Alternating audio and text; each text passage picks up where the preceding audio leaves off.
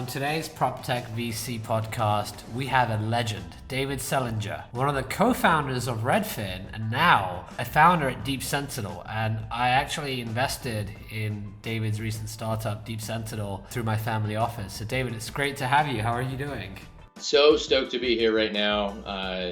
I'm really excited to have you as an investor. The ability to kind of reach out and expand back into a vertical that I love, real estate, is so exciting, and I'm having a blast with it. David, tell us a bit about your journey. How did you go about becoming an entrepreneur, and also how did that journey eventually lead you to where you are now running Deep Sentinel? Sure. So, becoming an entrepreneur was really, an accident. It was a function of the world at the time and where I was. So I grew up in a really small town in Southern Oregon called Grants Pass. I actually grew up in a suburb of Grants Pass called Merlin. Total population around 350 people, right? So the path wasn't super direct in that regard. But I then got a chance to go to Stanford, which is where I think my eyes just got blown open, right? Not like the gradual opening. I remember I started at Stanford in 1996, and that was the heyday of Netscape. And so I remember one of the first things I did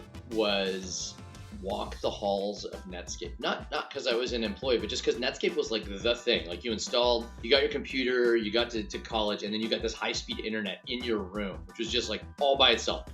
Mind blown, right? So I could watch things like South Park and the Brian Boitano episode of South Park in my room. And this will actually pivot into Deep Sentinel a little bit. Netscape was just down the street. It was in Mountain View, so 5-10 minutes driving. So I borrowed my friend's car, and then I tailgated people into the Netscape building. And for those of you that aren't familiar with the term tailgating, that is when an employee who looks like they know what they're doing walks into a door that has a key card access. You kind of look to the side, look like you know what you're doing, talking to your hand as if you have a cell phone, because I was a college kid, I couldn't afford a cell phone, but I looked like I knew what I was doing, and I just walked into the building. And so my first experience with becoming an entrepreneur and like the tech world was frankly breaking into Netscape illegally and just walking around and seeing what people did. And it was just invigorating. It was this energy of technology and the world is your oyster and anything could happen. And the world's first webcam was in the Netscape building. It was on I think it was a fish tank, right? And it turns out, actually, fast forward to my career at Amazon, one of my best friends and coworkers there is this guy named Russell Dicker. His dad was one of the senior executives at Netscape, and he was the one that set up that webcam that I had kind of come across. But I just I walked around and I just tried to capture the energy. I looked into conference rooms. I looked at what people were working on. They were, looking at these CRT monitors and banging away and writing code and creating the internet for all intents and purposes. And I fell in love. I wanted to be a part of that story. So that was really the moment that I decided I wanted to become an entrepreneur. So you were studying at Stanford. How did you make that leap? Did you drop out like everyone else? Or you stuck by and you took a careful path? It sounds like Amazon was one of the stepping stones. No, I dropped out, right? I interned at a company called Flycast, and that was even further interesting to me. They went public while I was an intern, and so I started working there at nights while I was still going to Stanford. And then I was like, all right, I need to really dig in and become part of this. So at the beginning of my junior year, I dropped out. And which year was this? This was 1998. Ouch, 1998. Okay, I'm curious to hear how the next 2 years went. Yeah, so I dropped out. I joined 3 startups over the course of the next couple of months. I was really kind of your traditional startup horde, hopping from place to place. I went to Flycast full-time for a bit. I went to a company called the Dolores Group, which was a bunch of MBAs out of Stanford, which is kind of the dream at the time. If you could get MBAs from Stanford, you could raise money. And sure enough, we did. We raised money from Heidi Roizen and all the super amazing people at that time. And then, but like a group of MBAs frequently does do, it had a lot of dreams and a lot of ambition and ideas and not that much execution, unfortunately. And I learned the value of execution at that company. And then I went back to a company that was started by a bunch of my friends called Flycast. And that was a mobile application layer company company doing what was called ASP, cloud compute in the internet for multiple customers, and what eventually became SaaS. It was a little bit too early on mobile, it was a little bit too early on SaaS, but really gave me the idea for and that flavor for what hypergrowth could look like. As you mentioned, I did end up going back to Stanford to go to Amazon. I finished my degree right after the dot-com crashed. I actually joined. Did you finish it because of the dot-com crash, where you realized, let me go back to school and get a, I don't want to get a golden parachute, but a backup plan? No, I actually worked full-time while I was at school too. It felt like the right time to do it because the opportunity cost externally was lower, because I'd actually joined a company called Dutch Brothers, which is a coffee company. It's a traditional coffee company. It's an awesome one. If you don't know Dutch Brothers, take a look. You can watch some cool stuff about the CEO, who was on Undercover Boss a few years ago. It is a sick company. It was started in my hometown of Grants Pass, and I was friends with the CEO. So I asked him if I could become a partner and take over the technology. And we figured out this awesome deal where I got to be a part of that business and go back to Stanford and help them explore the internet and growth and stuff like that.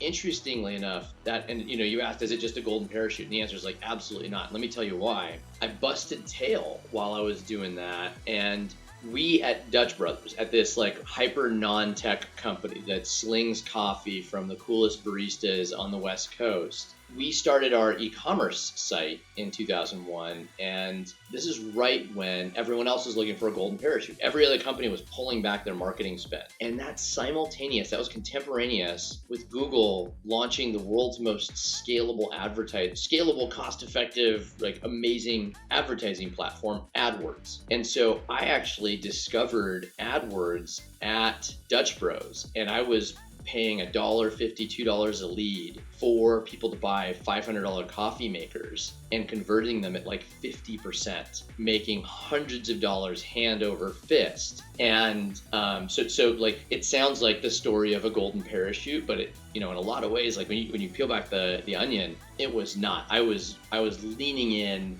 in every possible way. I was leaning into Dutch Bros. I was leaning into Stanford. It was so awesome to be there. I was taking 20 units a quarter. I was meeting every Nobel laureate that Stanford had to offer. I was 110%. And if there's kind of a theme of my life, if you did a reference check on me of anyone with whom I've ever worked with at any point in my life since I was 6, intense would probably be the first word that comes out of any of their mouths, whether they like me or hate me, love me, or just tolerated me. Intense. And so I was doing this at Dutch Bros. I actually had a nonprofit I was running at the time, and I was 100% all in at Stanford. And how I'll tie this to Amazon. Amazon had on-campus interviews, and so I was doing fine. I was making enough money that I was great. I'd already made a bunch of money in the .com. I was driving around in an M3 all over campus. I thought I was the hottest little punk in the universe.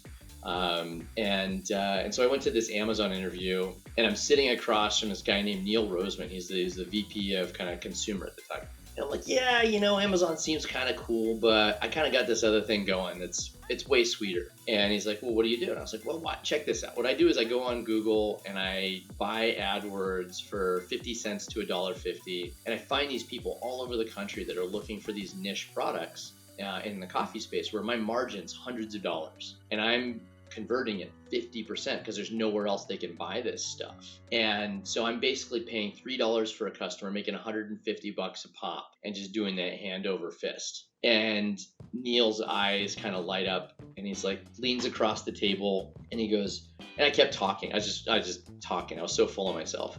And he goes, go back to those numbers again. So you acquire a customer for between $1.50 and $3, and you sell them something for $500, and you put $150 in your pocket. And I was like, yeah, all day. And that interview became the business justification for a project that became Orabamba, which became the very first $100 million customer of Google. and I joined Amazon and ran their R&D department. I didn't end up running that project, interestingly enough. My friend Blake Scholl, who's now the CEO of Boom Supersonic, if you know that company. In fact, right behind me, for those of you that are watching the video, this thing right here is a model of the Boom Supersonic plane right behind me. So Blake ended up running that project, and that was the first $100 million annual spend that Google had ever achieved on AdWords. So this little, and again, like just a long answer to your question about the golden parachute, but this little tiny coffee company in Oregon ended up changing the trajectory of Amazon and Google. How's about them apples? That's crazy. And how did you jump from that to Redfin and Deep Sentinel?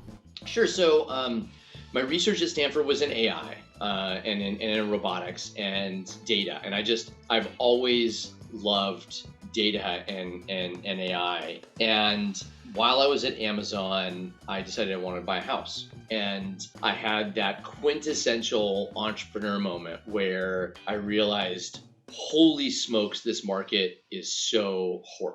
And the moment that I had that really kind of told me that, my real estate agent, who was a friend of a friend, typical kind of way of finding a real estate agent, sitting across the table from me at a coffee shop, trying to convince me to buy this house. And it was a horrible buy. Let me just set that up. Like, it was the wrong price. All the comparables were the wrong direction. It was a bad house. It wasn't a fit for what I wanted. It was slightly outside of my price range, and it was slightly outside of the neighborhood I wanted to live in, right? Like, all check boxes had a big red X in them instead of a check mark, right? And I realized I'm sitting across the table from someone whose only interest is to get me to buy. He makes 3% on this transaction if I buy the wrong house, as long as I buy it with him. And his biggest risk isn't that I buy the wrong house. That's my biggest risk. His biggest risk is I realize that he's a buffoon and an idiot, and I buy my house with someone else. And he, with all respect to him, had no education in real estate, understood nothing about math, and was fundamentally unsophisticated as it came to finance. So here I was getting advice on this incredibly important purchase from a fundamentally unqualified person whose only incentive was to sell me something that I didn't want. Wow, that was my entrepreneur moment. And I think I literally got up and I just walked out. From there, I went and I found some guys that were working on the problem. This was Dave E. Rocker and Michael Doherty. They were related to some of my friends from Stanford, and still at Amazon. But I learned that they had this same realization that this market was forked.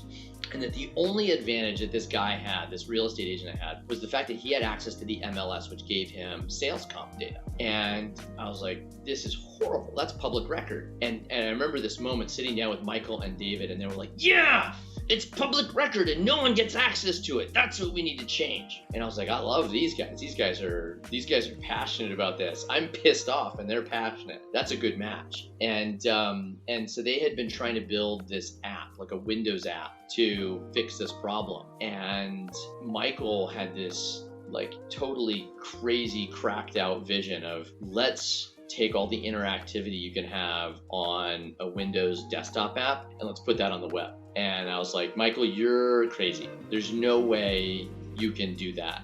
I mean, you can't have interactive buttons and stuff like that. Like, this is before Web 2.0, by the way, right? Like, this truly was a crazy idea.